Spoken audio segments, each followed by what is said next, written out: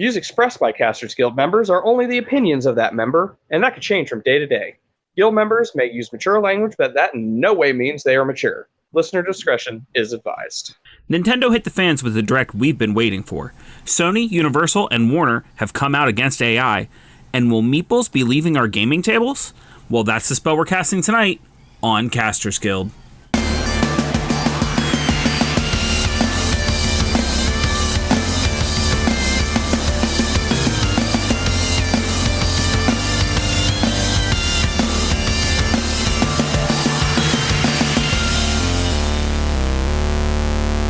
Thank you for tuning into this episode of Casters Guild. I'm your Guild Master Ric Perry, and Guild Master Kane is goated on the sticks.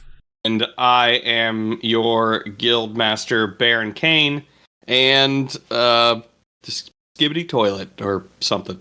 It's different generations, but I'll take it. All right. So it's been 3 weeks, I think, since we've recorded a regular old episode. That's not how that song goes at all. Look, we'll call the bare naked ladies up and we'll figure it out. All right. Yeah, it's been a bit. Yeah, Origins was a hell of a thing. Yeah, it was. Was that? That was 2 weeks ago. Okay, right? Yeah, so it was like the week before we technically didn't record a regular episode because I was in Ohio and not in front of my computer. Mm-hmm. And then we were there the week of, and, that was editing what we recorded at Origins. So it's been 2 or 3 weeks. Wow. So, yeah, there's been a lot of news. You could say that. Anywhere in particular you want to start, or you just want me to go? Can we just stick to the geek world? I'm depressed about everything else. Fair enough. I mean, that's been our usual anyway. No reason to fuck that up. Christ.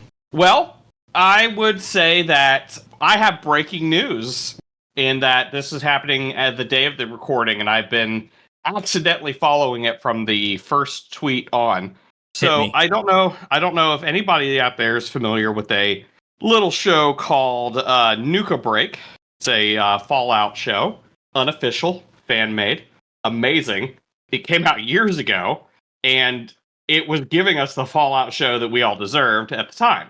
Especially if you like, oh my gosh, New Vegas. It kind of had that New Vegas kind of desert feel to it because I'm pretty sure it was filmed in California. Anyways, so the creator of that, Zack Finfrock. I don't really know how. Also known as Zartbot for anyone who finds him online. Okay, cool. But he plays Twig, and pretty much helped create that. I don't know what his level. I don't know what anybody else's level of involvement in the creation of that show is, so I'll just stick with calling him the creator for right now. Right. But he had some art stolen from him by Bethesda for promotional reasons for Fallout 76. You can make the argument, that's, that he's using their intellectual property anyways. It's yeah, but he's using it as fan art, and he's not using it for promotional stuff to get money. He's just making memes. He's using Pip-Boy in memes. And whoever is doing the art at Fallout 76 was like, you know what?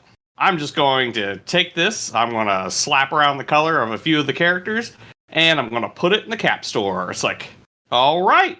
Now, bet you're thinking it's going to end there. I have so many questions. I bet you think it's going to end there. It doesn't. So he calls them out on Twitter. They immediately took it down. They contacted him, and he has said that he has signed a non-disclosure with them, and now he is a, quote, shill. Right. So, yeah. I'm pretty sure they gave him a job. or maybe... Well, I mean, it's still a job, but maybe Twig's going to show up in a certain TV show. Oh, now that would be cool. Would that not be cool, to straight up canonizing him? Or putting him in Fallout 76, which would also be canonizing him. Yeah, and the Vault, because he did make up his own Vault for Fallout Nuka Break, and that would be canonizing that Vault.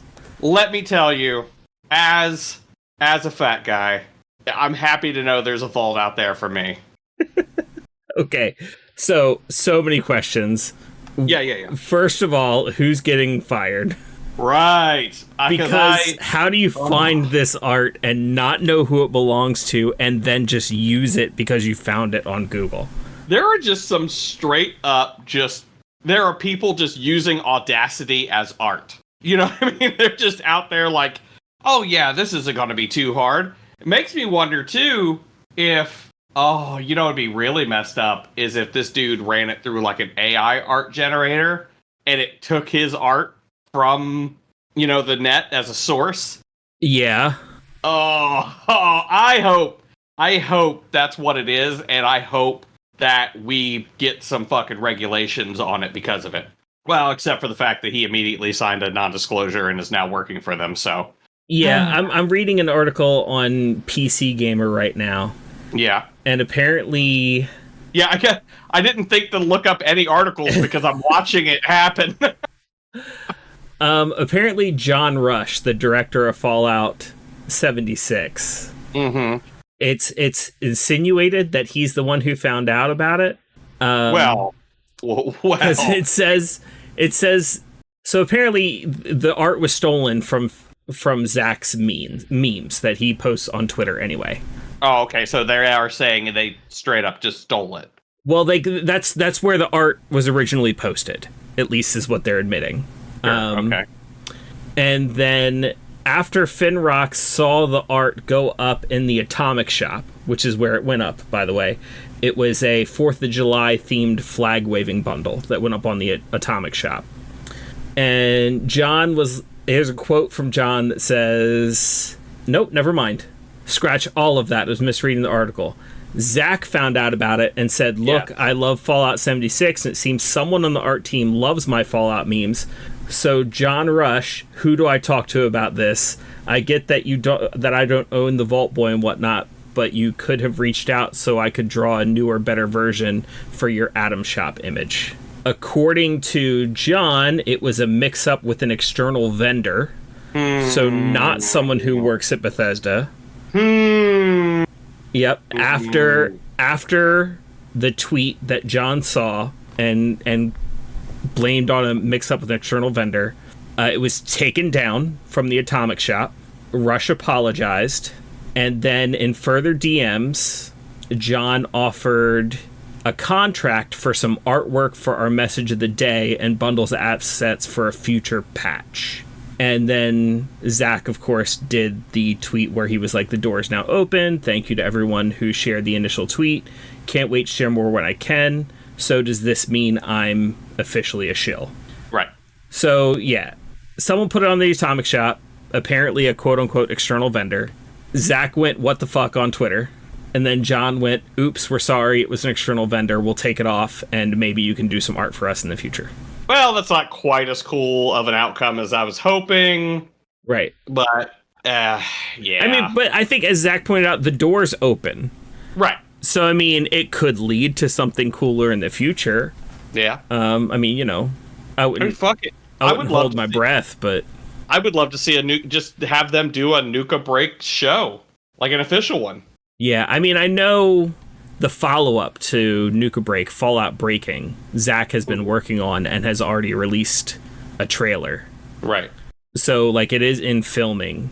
And from what I understand, was supposed to be released around the same time that the Fallout show was released, but because the Fallout show was released and because of, production hang-ups, it has not been released yet. Hopefully that this doesn't turn the other way and have them be like, well, since you're, working for us now, you can't release that or something. Yeah, that would be bullshit. Yeah, that's some Disney level shit right there. So I don't think that Bethesda has been really bad about that. No. But so let's hope they don't try to pull some bullshit. Right. All right, well, into not so breaking news. On the 18th, while I was in Ohio, Nintendo released a new Direct that we have not gotten a chance to talk about yet. They announced a lot of new games, so I think I'm going to skip a lot of them because it's a long list of games. and just kind of talk about a few that either matter to me, matter to our listeners. Not every one of them going to have something to say about, but I think they should be mentioned. So the first big game they showed in the Direct was Mario and Luigi Brothership. I don't know if you ever played any of the Mario and Luigi games from handheld. They're RPG, almost in the style of, let's say, like a Paper Mario, but they're made with Mario and Luigi. They're not in paper, but they are RPG style. They've always been really good, in my opinion, but this is the first time we're seeing one on a console that isn't a handheld, if you can say that about the Switch, because technically it is a handheld. Right. But it's the first time it's been on one of their mainline consoles. And it looks fantastic. It looks real pretty. Next up was Nintendo World Championships NES Edition. So from what I understand, a lot of these games are the same ones that it's like a compilation of games that are like the same ones they've used in the NES World Championship or the Nintendo World Championship on the NES side.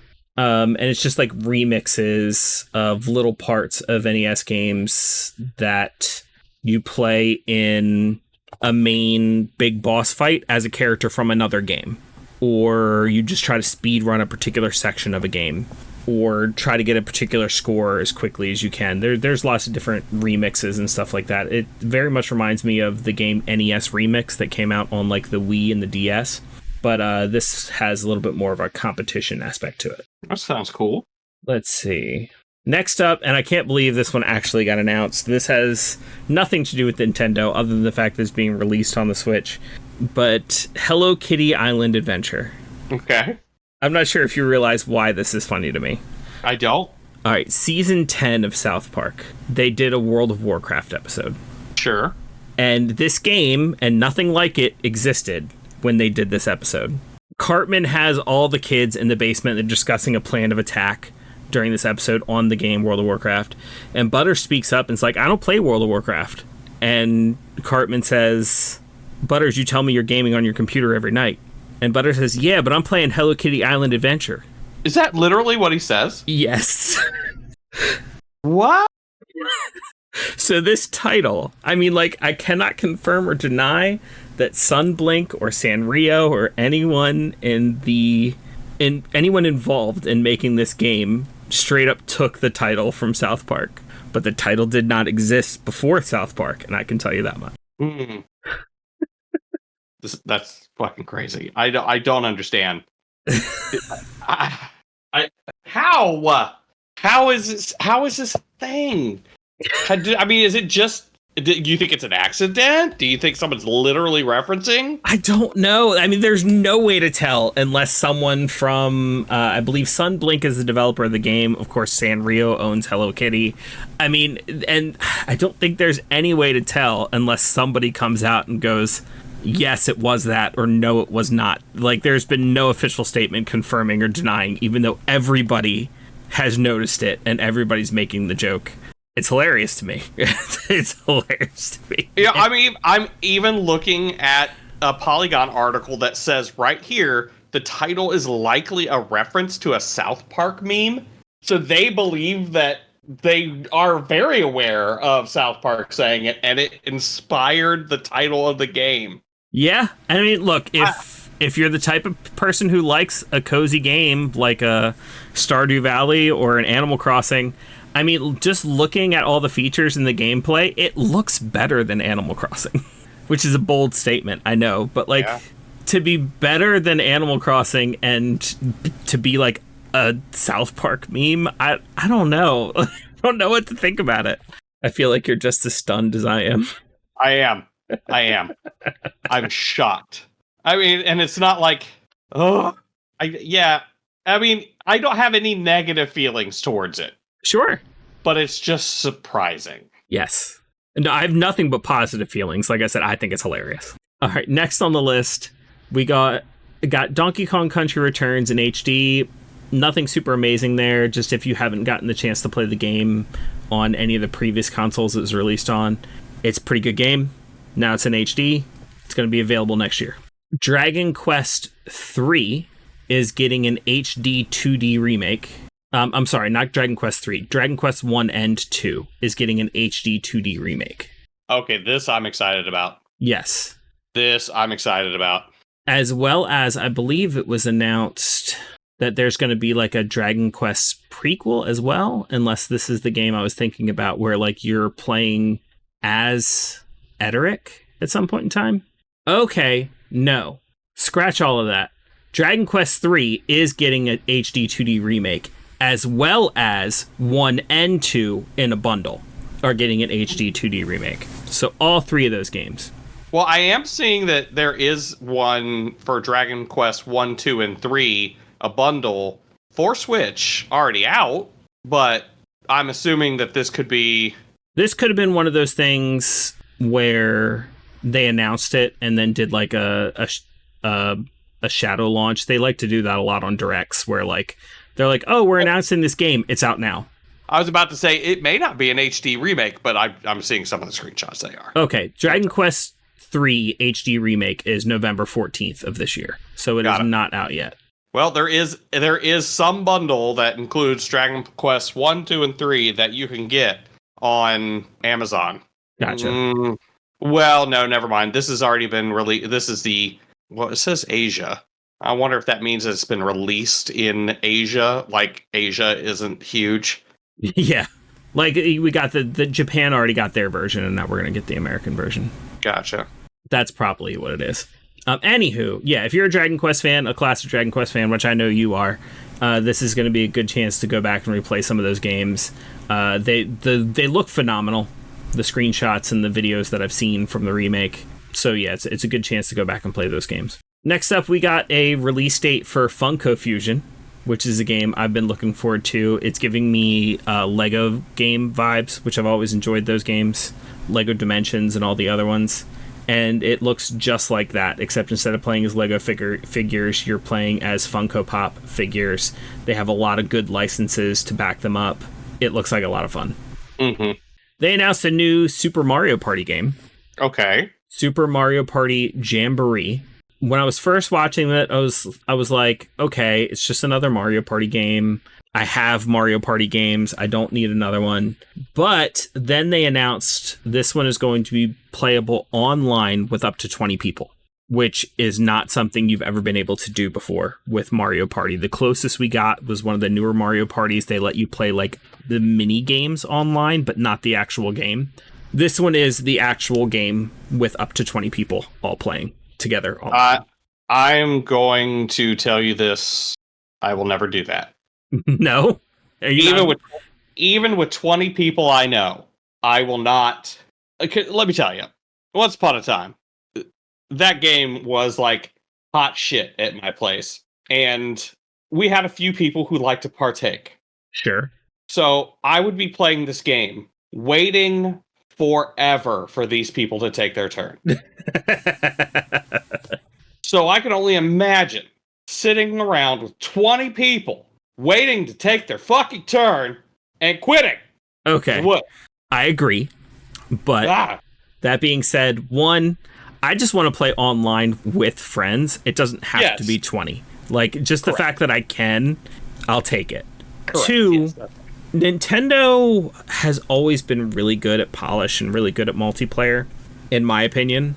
So I don't think they would put 20 people in a game without figuring out something for you to do, or figuring out how to make turns go faster, or possibly everybody taking their turns simultaneously. Can't confirm or deny how that's going to work. Like, I haven't looked at anything other than the official announcement to where, like, the 20 plus multiplayer was just like a thing they threw on the end as a surprise, so they didn't go too far into how it's going to work. Mm-hmm. But I would assume if Nintendo's going to let you play with that many people, they've figured out how to make it work where you're not just sitting for 19 people to take their turn. But we all know what assuming does. Indeed. It makes us sit there for a half hour while we're waiting for someone to take their turn. All right, now for the big announcement that we got in the Direct. We are getting a new Legend of Zelda game. It is in the style of Link's Awakening for the Switch. Kind of like that 2.5D, everything looks like it's made out of toys style, which was fantastic. Except this time, we are playing as Princess Zelda. Yeah, I saw that. That's pretty exciting. Yeah, it looks like it's got some new mechanics. There are some people who are butthurt about it. Shut up. if you're butthurt about it. Like, go play a different Zelda game if you want to play as Link and you don't want these new mechanics. This is a different game. If it doesn't look like your thing, don't play it. There will be more Zelda games in the future that will be your thing. And I'm pretty sure you're just butthurt because you're playing as Zelda and you don't want to play as a girl. That's probably true. But for me, it looks fantastic. I can't wait to get my hands on it. I loved the Link's Awakening style when it first came out on the Switch, played the crap out of that game. I'm ready for it. They also announced, by the way, a new Nintendo Switch Lite called the Hyrule Edition. That's like gold and got the Triforce on the back of it, and it looks real pretty. But I already own a Switch, and I don't need it. This next one, I don't have anything amazing to say about it. I'm just surprised that it exists. Lego Horizon Adventures. Okay. Which the Horizon games were PS4 and PS5 exclusive. Mm-hmm. And now for them to take those games... Do you know what the Horizon games are, by the way? Are you talking about the post-apocalyptic ones? Yeah, where you play as Aloy and they have like the robot dinosaurs? Yeah. Yeah. So now for them to take that game and make it Lego and release it on the Switch is a confusing move to me. That is a very confusing move. And honestly, I just started playing those games this year. Just they had been sitting on my shelf for a long time, and I just never taken them out and put them in. But I just started playing those games this year, and I liked them a lot. But the decision to make them Lego, like I said, is confusing to me. I don't know what they're going to do with it. Those games are very mature, but it's not like Lego hasn't tackled mature stuff in the past. I don't know. We'll just have to see. Stray is coming to the Switch, which I know a lot of people really like that game on PC. It's the game where you play as a cat. It's also very post-apocalyptic vibes. Stray is what? Just Stray is the name of the game. No. What did you say? It's coming to what? The Switch. Oh, okay. Cool. Mm-hmm. So if you never got a chance to play it on the PC because you don't have a good enough PC or just you were waiting for it to come something else, you can play it on the Switch. And I heard it's really good. We got a new video for Tales of the Shire, which we have talked about that game coming out for a while. It's going to be on the Switch as well, which is nice. Yeah. You know how fucking excited I am for that game. Speaking of, I just found out that Horizon Zero Dawn Complete Edition is like $12 on Steam right now. Yeah. So if anybody wanted to go for that, it's good. Like I said, I've been playing it this year, and I like it a lot. I got it a long time ago as part of like a buy two get one free sale, but it's just been sitting there. I finally dug into it. It's pretty sweet. And last but certainly not least, we got a announcement for Metroid Prime 4, which people have been waiting years for this. We actually got a title for it called Metroid Prime 4 Beyond. It's slated for 2025. Let's see if it actually comes out this time. To be fair, I think it will. But Nintendo has announced that game no less than 3 times, I think, and like pushed it back and canceled it and pushed it back and canceled it. Now they've announced it again, so we'll see. Right, yeah. Yeah, take what we can get, I guess. Yep. And that was there's more stuff announced than that, but those are the big games for me from the Nintendo Direct. Speaking of things that they've been talking about forever, but might finally come out, Spaceballs sequel is in development at MGM with Josh Gad starring and Mel Brooks producing. Josh Gad is also producing. Yes, I was just reading the headline out of Variety. Mm-hmm. But yes, it does seem that Josh Gad is also producing, which honestly is probably why it's actually getting made. Correct. I wonder... We'll see. I have no expectations for this. It's been so long that I would have no clue where this could go. It's got to be spoofing all of modern... Well, not all of, because this was really just spoofing Star Wars. Yeah. Like, it didn't even really dip... Well, I guess it did dip into, like, Planet of the Apes, but... It made other little references to other sci-fi series, but it was mostly Star Wars. Yeah. So this is probably going to be spoofing a lot of the shit that's going on with Star Wars right now. I hope there's a baby yogurt. A baby yogurt? Yes, please. Yes. I think what we're going to be looking at... Here's my theory. Josh Gad is just a fan of the original and a fan of some of Mel Brooks' other works. Mm-hmm. Josh Gad, like everybody else, knew that Mel Brooks wanted to make this movie. Mm-hmm. And he's just going to use it as his own personal playground. to make this movie, and like Mel Brooks is going to be one of those producers where he just signs off on stuff and just goes, yeah, that's funny.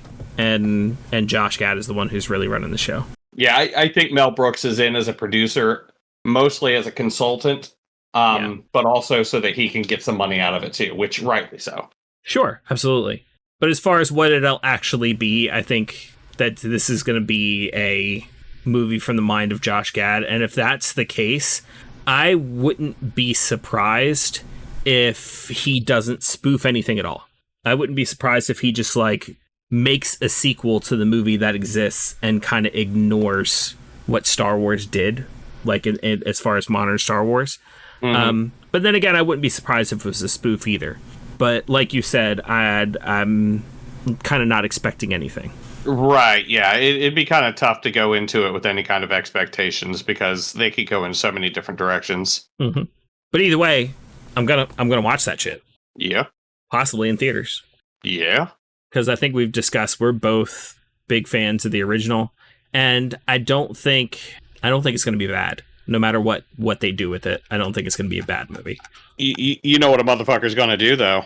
I'm going to see if I can get somebody to get me, once this thing is out in digital, I'm going to see if I can get somebody to put it on a VHS for me. Yeah, that'd be fantastic. Get me a nice VHS cover for it and everything like that. Oh, that'd be cool. Like, I know there are companies that do those custom VHSs. Mm-hmm. They're expensive as all hell. That's why I'm going to get somebody who can do it not like that. All right, for the next piece of news, and I'm going to be honest here, I'm looking at an article from June 14th. So there have probably been updates to this story that I am not currently aware of, and we might just go ahead and search it while we're recording right now, but we'll see. So the word Meeple is currently being trademarked. Right, yeah.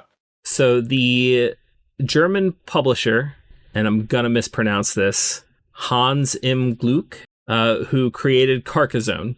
When they created Carcassonne, I don't know, 24 years ago? Year 2000. At least 8 years ago. They created a little component that they called a Meeple. And since then, the Meeple has become so ingrained in the board game industry. So many games have used the Meeple. It's become a symbol of the tabletop gaming community.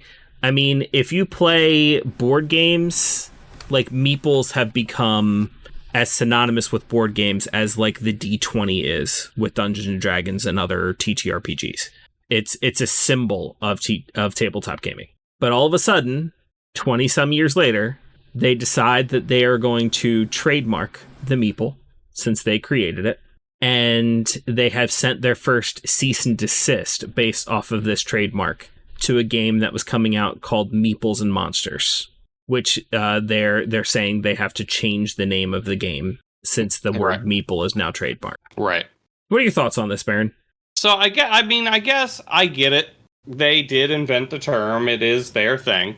Mm-hmm. But however, you left it sitting there for 20 years, not under any kind of copyright, trademark, anything like that. It's almost like you just made up a word.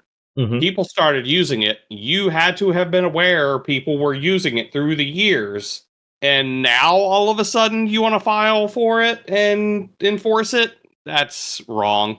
The good news is, even though it was invented, quote unquote, in the year 2000, some people are arguing 2019, anything that used Meeple before the trademark, which is, this year, is still fine.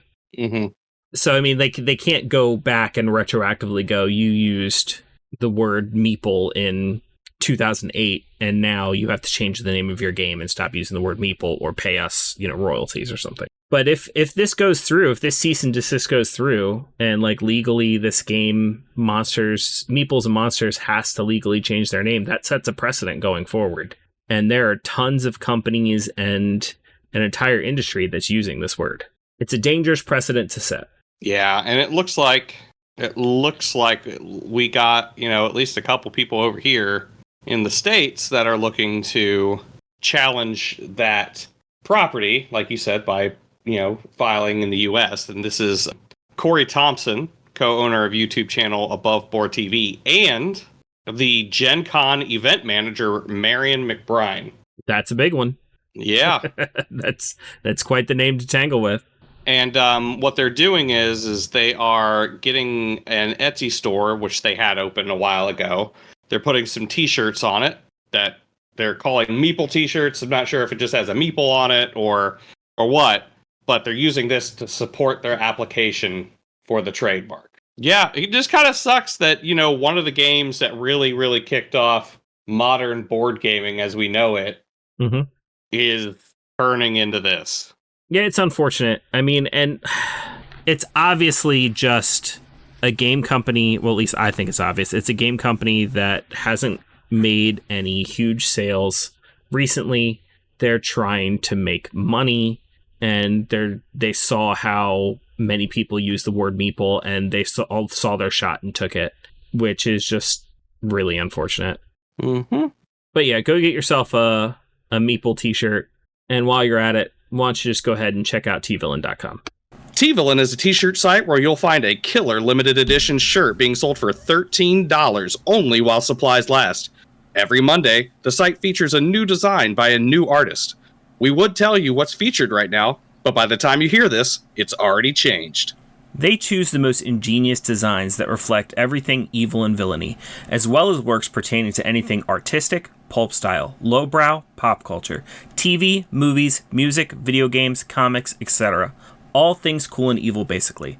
To check them out and help out Casters Guild, click our link in the description. All right, and now just a little bit of something that is helping us lean into our pro-corporate season of Casters Guild. We got Sony, Universal, and Warner suing AI startups claiming copyright infringement in training models. That is a headline ripped straight off of the New York Post. But apparently these startups are copying music without permission to teach their systems to create music. Mm-hmm. And they're claiming, and probably will, be accurate, that they are, quote, directly compete with, cheapen, and ultimately drown out human artists' work. And it's like, yeah. It's like, I want to agree with you so bad. And like, I kind of have to. And I'm talking about the big companies here, by the way. Like, I want to agree with these big companies, and I kind of have to, because like they are on the right side of this, not necessarily for the right reasons, but it's true. They're asking for $150,000 per song that they allegedly copied. The best thing I think that can possibly come out of this is the precedent. Yes. Like, if they make this, if all these labels win this lawsuit, then every time somebody claims, AI is stealing any other type of art, like, it becomes inarguable. Mm-hmm. Because what's the difference between AI stealing visual art and audible art? So if this works for this music lawsuit, then they'll have to do it for writers, they'll have to do it for painters, they'll have to do it for digital artists. It's going to set a precedent. Yeah. So you heard it here first, folks. If this starts to go through, and then they don't want to pay out for the people who are getting their art stolen from other types of art, these are the companies that you need to start stealing from using AI. So that way they'll start, more lawsuits and set more precedents. Somebody go out there and create an AI art bot that exclusively steals from Sony, Universal, and Warner.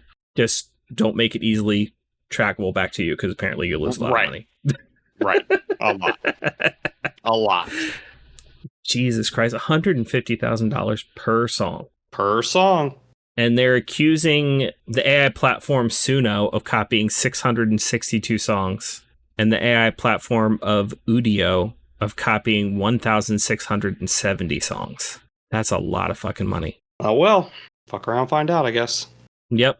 It's like you said, we just keep doing pro corporation stuff, because I'm on Sony, Universal, and Warner's side for this one. I don't want to be, but I am.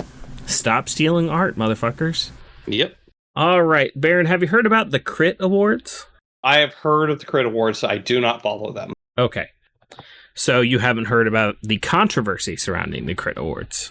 Correct. So, the Crit Awards was always an award show that was put on by like the gaming community itself. Like it was at Gen Con, but it wasn't put on by Gen Con. It wasn't put on by any like the major media outlets. It was kind of like a grassroots movement, if you will. Mm-hmm.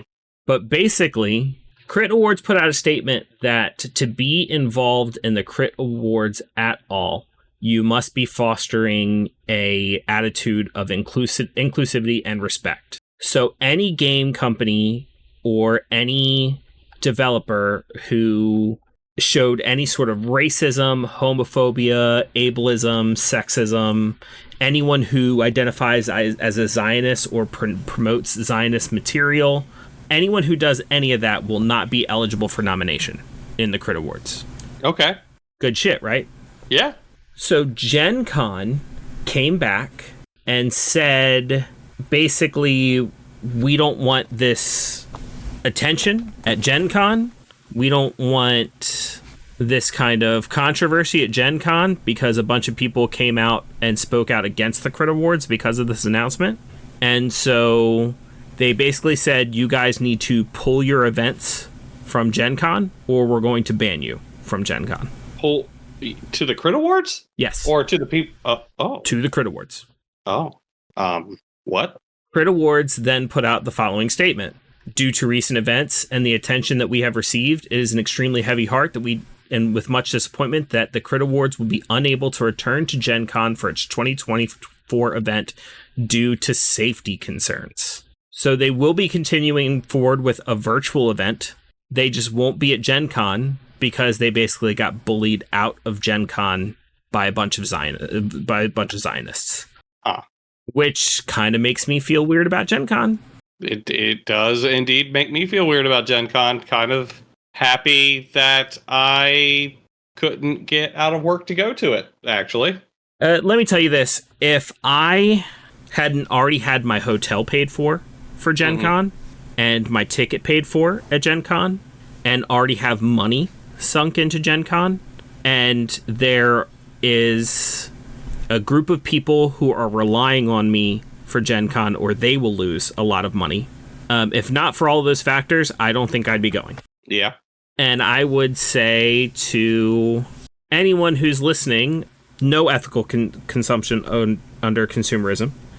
But if you don't already have a bunch of money tied up into Gen Con, or you're not going to lose money if you don't go to Gen Con, if you're not already like committed to going, I would say maybe don't go. Yeah, I would definitely say don't go.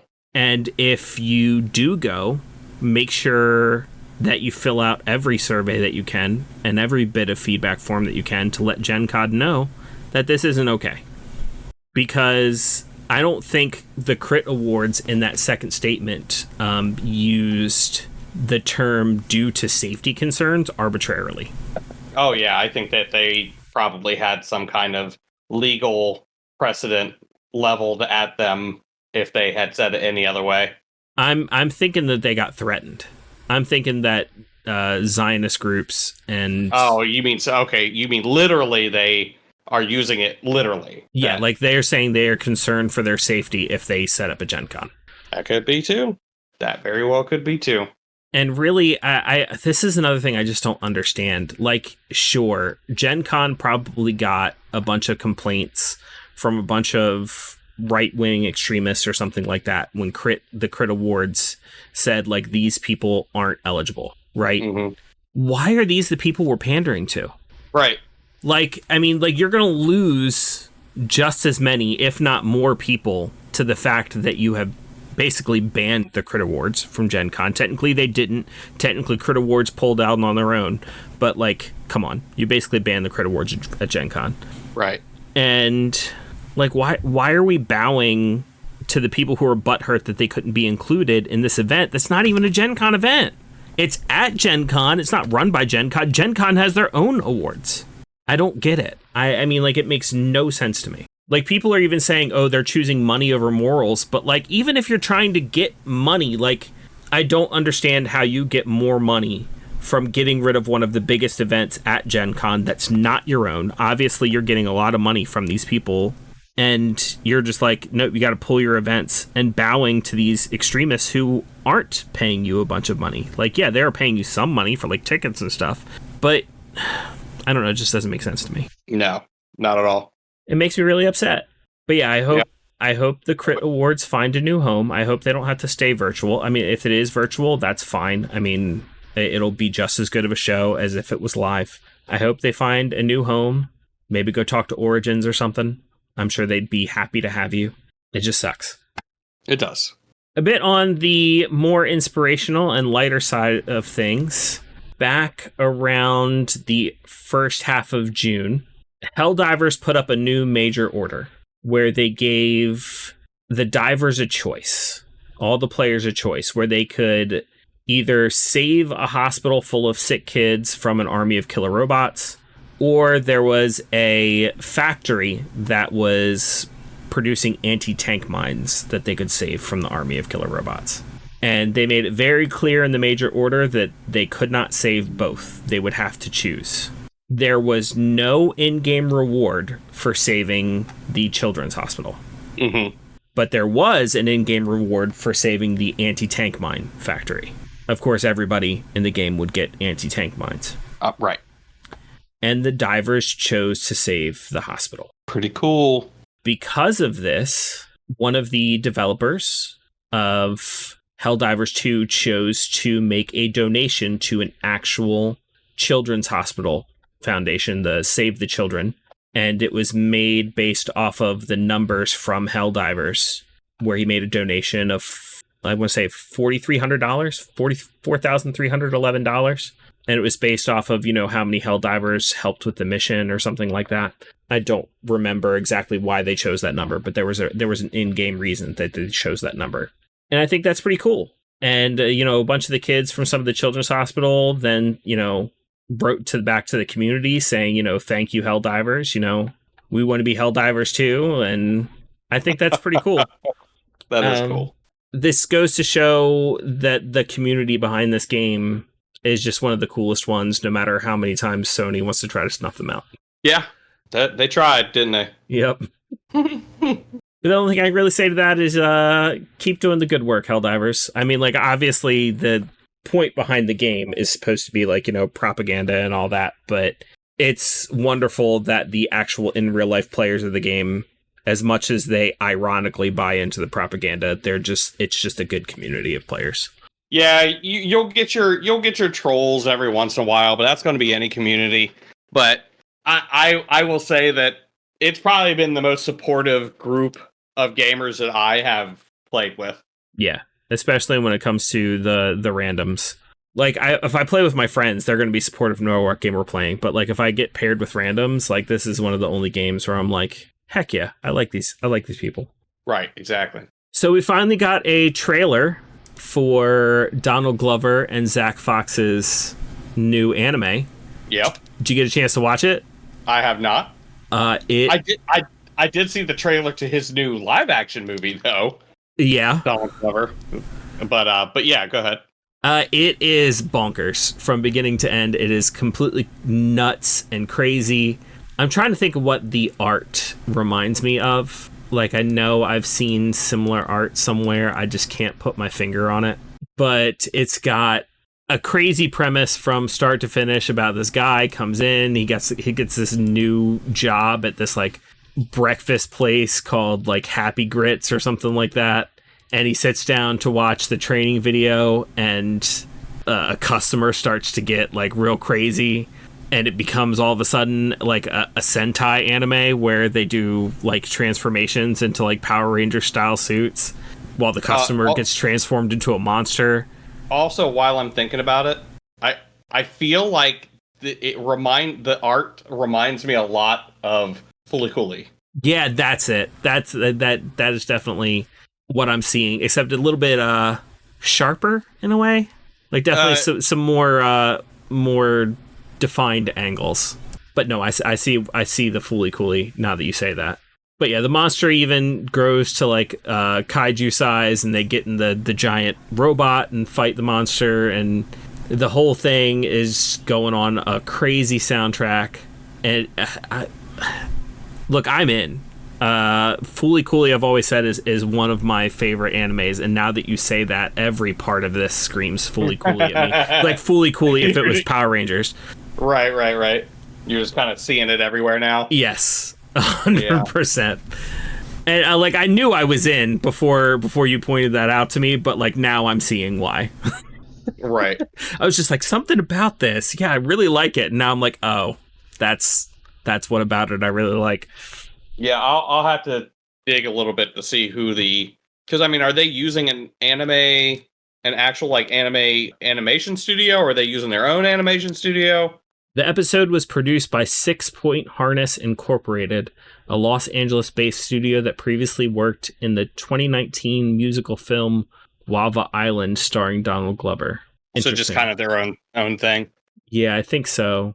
But here it actually says they cite Devilman, Fooly Cooley, and Evangelion as inspirations for the show, which is fantastic.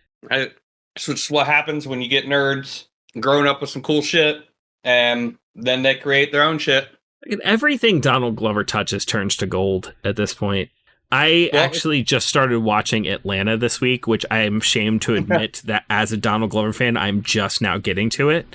It's an experience. It's good, though. It's an experience. Yeah. Have you gotten to the weird episodes yet? It depends on what you would qualify as weird episodes, but I would think so. I'm most of the way through season 2, so okay, then yeah. Donald Glover in whiteface and Cat Williams owning an alligator. Like you're talking about Donald Glover in whiteface, the old man. Yeah, like the one who's keeping his brother. Yeah. That's exactly the one I was thinking of. Yeah, it's like, boy, that was when you say weird episodes, I was like, that's definitely the weirdest one, I think. Yep. If you haven't seen it, I believe it's on Netflix. Go watch it. It's good stuff. All right, I've got a article here that was sent in by one of our guild officers which says that Steam is getting an official controller, but Valve isn't making it. The first thing I did after reading that headline was look through the article to find out who is making it, and it's Hori. Which, if you don't know anything about controllers and like fight pads and just control and gaming peripherals in general, Hori is like the shit. They make great stuff, and they are making a wireless Hori pad for Steam, which is fucking awesome. And it's selling for about $50, which for a wireless controller made by Hori is a fantastic price. It hasn't said whether or not it's coming to the US yet. Right now it's selling in Japan. It's set to launch on October 31st in 4 different colors. But I don't see why, if let's say we bought it online from Japan and have it shipped, I don't see any reason why it wouldn't work over here. Right, it's still using USB to just like hook up for the first time, and then it's wireless. So right. It's using Bluetooth for wireless, so while that is technically quote-unquote a limited range, I mean, how far away are you going to be from your computer while using this thing? Well, now I'm just going to be in the next room out of spite. Next room, it'll still work. I meant next door. Next door. Next door, you're going to be pushing it, depending on what's between you and your computer to interfere. Yeah. My next door neighbor lives 2 miles away. Oh yeah. Then I don't know. It's not gonna work. That's not gonna work. But either way, I've never held a Hori controller I didn't like. The buttons are always very satisfying. The sticks are always extremely responsive. If you're a controller gamer like me and not a keyboard and mouse guy, I've just been using Xbox controllers. But this is tempting. Especially for only $50. I just might have to get one imported from Japan after, October 31st. I mean, it looks good. Yeah, I like the setup. Mm-hmm. And I could see why Guild Officer Billy put that in here, because he's a fighting game guy. Yeah. And Hori pads are like the controller for fighters. right, well, is there anything else you wanted to cover? I guess one thing, if you're not watched Never Stop Blowing Up on Dropout, please go watch Never Stop Blowing Up. Good. I have not started watching it, but I've seen some clips and it looks fucking hilarious. They're using the kids on bike system loosely, and they're doing it in a way where they have these skills. They're all D4s. They have a difficulty. You roll a D4. If you roll over it, you get it, right? Yep. If you roll a 4 on that D4, it blows up, so it explodes. Yeah. You go to, but you roll again, but you roll a D6 this time. Oh, snap. And you add it to your roll. Now, let's just say you rolled a 4 on that D6. Your skill now is a D6. Oh, snap. Because it exploded up to a D6. Now, this is a short form game. Running a long-term campaign using these rules probably wouldn't be great. But Sure. Yeah. But yeah, the whole Never Stop Blowing Up aspect to this sounds like it could work and be a lot of fun. Yeah, definitely for short form. Like, if you go long form, it becomes inevitable statistically for you to be using higher dice for everything. Right. But also, watch it. This is kind of like a love letter to his wife. She loves these movies and stories and shit like that from the 80s, the action people. And she fucking loves it, and he ran this game specifically for her. Aw, that's sweet. So, yeah. It's the first time Waisaki's been a player, too. Yeah. Right? He fits right in, too. It's hilarious. I can only imagine. Allie Beardsley is in rare form as well. Rare form. They all do amazing. I've never seen everybody hit it so hard, so fast, but they all are just nailing it. And I can't wait for the next episode tonight. I'm gonna have to start watching it. I will say I did just finish Ratfish, which that was fun. It was good. I don't think it's like the best to come out of Game Changer. Like, it definitely doesn't stand up against like Survivor or even some of the other episodes from this season, I think. This season really knocked it out of the park. Yeah. But I do think it was really fun. It is a fun two-parter. Mm-hmm.